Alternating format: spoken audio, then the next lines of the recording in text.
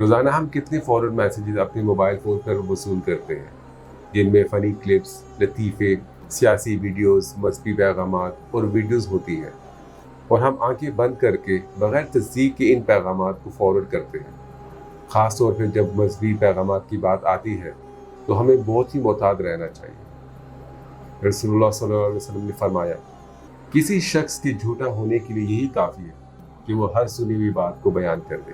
رسول اللہ صلی اللہ علیہ وسلم نے فرمایا کہ مجھ پر جھوٹ ایسا نہیں جیسے کہ کسی اور پر باندھنا، جو مجھ پر عمدن جھوٹ باندھتا ہے وہ اپنا ٹھکانہ جہنم میں بنا لے۔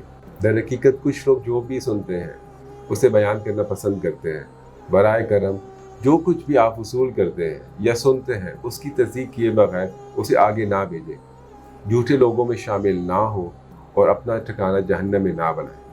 حضرت عبداللہ بن مسعود بیان فرماتے ہیں کہ شیطان انسانی شکل و صورت میں قوم کے پاس آ کر ان سے کوئی جھوٹی بات کہہ دیتا ہے۔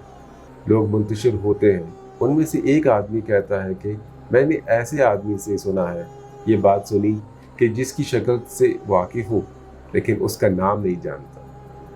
اللہ تعالیٰ قرآن میں فرماتے ہیں، اور اس شخص سے بڑھ کر ظالم کون ہوگا جو اللہ پر جھوٹ گھڑے۔ ایسے لوگ اپنے رب کے حضور پیش ہوں گے اور گواہ شہادت دیں گے کہ یہ ہیں وہ لوگ جنہوں نے اپنے رب پر جھوٹ گڑا تھا۔ سنو، خدا کی لعنت ہے ظالموں پر۔ ہمیں دوسروں کو میسیجز بھیجنے اور اس پر عمل کرنے سے پہلے مذہبی پیغامات کی صداقت کی تصدیق کرنی ہوگی۔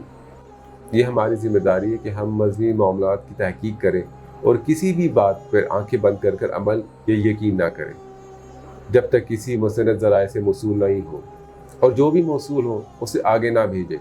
اللہ سبحانہ تعالیٰ ہمیں اس فتنے سے بچائے، آمین یا رب العالمین۔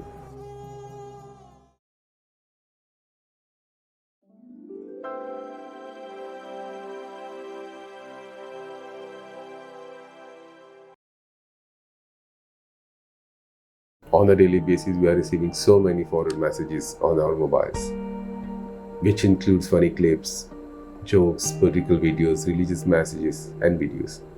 And we blindly forward these messages to everyone without verifying them. Especially when it comes to religious messages, we have to be very careful while forwarding them to others. Prophet Muhammad sallallahu alaihi wasallam said, "It is enough of a lie for a man to narrate everything he hears." Prophet Muhammad sallallahu alaihi wasallam also said, "Indeed, a lie upon me is not like a lie upon anyone else. For whoever lies upon me intentionally, then he shall take his seat in the fire." In fact, some people like to narrate whatever they hear. Please do not forward everything you receive or hear without verifying it. And do not be among the liars and take your seat in the hellfire. Abdullah ibn Mas'ud said, "Indeed, Satan will appear in the form of a man, and he will come to the people, narrating to them false hadith, and they will then depart. Then a man among them will say, I heard a man whose face I recognize, but I do not know his name, narrating such and such." Allah subhanahu wa ta'ala says in Quran, "And who is more unjust than he who invents a lie about Allah? Those will be presented before their Lord, and the witnesses will say, These are the ones who lied against their Lord.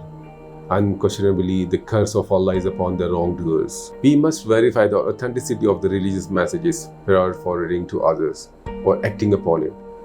It is our responsibility to investigate in religious matters and do not act or believe blindly whatever you receive or hear without authentic sources. And do not forward everything you receive. May Allah subhanahu wa ta'ala save us from this fitna.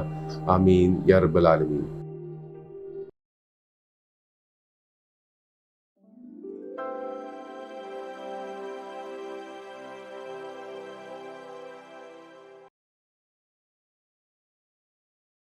آج کے لوگ مشہور ہونے کی شدت سے خواہشمند ہوتے ہیں اور لوگوں کی تعریف حاصل کرنا چاہتے ہیں، چاہے وہ اس کے مستحق ہوں یا نہیں۔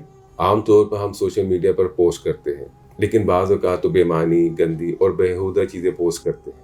اگر اللہ رب العزت کو خوش کرنے کے لیے دنیا میں کوئی اچھے کام نہیں کیے تو ممکن ہے کہ یہ لوگ آخرت میں مشہور نہ ہوں جو اس دنیا میں مشہور ہیں۔ جو لوگ اس دنیا میں اپنے کاموں کا دکھاوا نہیں کرتے وہ جنتوں میں زیادہ مشہور ہوں گے۔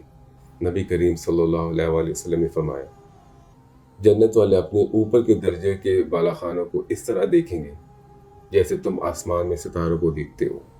ہمیں زندگی میں اپنے مخلصانہ اعمال کی بنیاد پر اعلیٰ درجے کی جنت حاصل ہوگی، دوسرے سے منفرد ہو کر جو صرف اس دنیا کے نام نہاد مشہور لوگ ہیں۔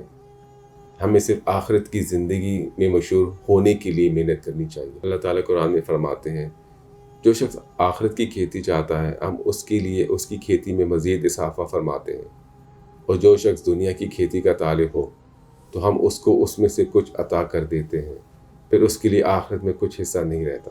ہمیں اس دنیا میں مشہور ہونے کی طلب نہیں ہونی چاہیے۔ ابراہیم ابن آدم نے اپنی کتاب میں فرمایا، جو لوگوں میں مشہور ہونے کو محبوب سمجھے وہ اللہ سے مخلص نہیں۔ اللہ رب العزت پسند کرتے ہیں کہ جب کوئی اپنی جوانی کے دنوں میں اللہ کی یاد میں اپنی توانائی لگائے، اس سے قبل ہمیں موت آ جائے۔ ہمیں اپنی طاقت اور مواقع اللہ کی راہ میں استعمال کرنے چاہیے۔